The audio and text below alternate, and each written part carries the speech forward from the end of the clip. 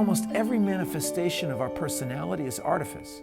How we dress, how we do our hair, how we speak. You know, there is a truth that is way beyond where you were born and what school you went to, and you know, whether you smoke Marlboro cigarettes or whether you're a heterosexual or homosexual. I mean, there's a greater truth of the essence of who you are, and that's the actor's job to get to. And that can handle any accent or any wig or, you know, I mean, like, it's fascinating. And it's opened up doors for me later in life as I've started to learn and understand what people would call character acting, you know? And it's opened up possibilities for me that weren't there before. But I made a lot of mistakes turning down really good projects in this kind of knee-jerk idea that I had what was the truth, you know?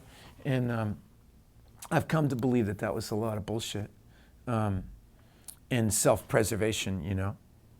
If there was one thing that I've learned that I feel whatever good fortune has put me in the position of realizing this is that without risking looking like an absolute fool, you cannot do anything original, unexpected, anything that comes from your heart. You have to shed that fear of judgment, and that means you may fall on your ass. And one of the wonderful things is that's our job as members of the artistic community. Your job isn't to succeed. Your job is to be one of many people throwing.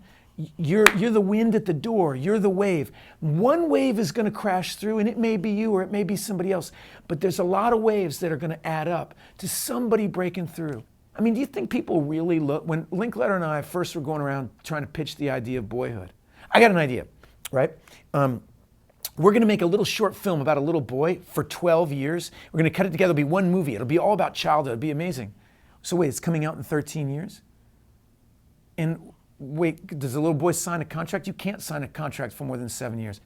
Yeah, but if the boy's having a good time, yeah, so I put my money in now, and if the boy's having a good time, I get it back in 13 years? Yeah, nice. What else do you have? In Born to be Blue, I'm playing Chet Baker, and I had this idea that, you know, that he would speak differently. You know, that he spoke at a higher octave than I do. And I wanted to do the whole part like this. And you know, at first the director looked at me like, oh shit, is he gonna talk funny it's gonna ruin the movie. But luckily the guy went with me, and yeah, we could have fallen on our ass, but you have to try. You have to try. And if you don't try, you don't deserve to be there. You know, I remember I've said this before somewhere, but like one of my favorite things that Allen Ginsberg ever said was, when he went on the Tonight Show, like as a Hare Krishna and stuff, and somebody said, you know, you're being mocked. And he said, you think I don't know people are making fun of me? That's my job. I'm a poet. And some middle-aged insurance salesman is lying in bed tonight, and he's thinking, what the hell was that guy doing on the Johnny Carson show saying Hare Krishna? And it's breaking the walls of his perception, and that's my job as a poet. My job is not to be liked. I think Allen Ginsberg's highest paying year was $17,000, right? My job is not to make money. I have to, you know, there is some balance at work, you know, I don't want to starve to death, but my job is to be an artist.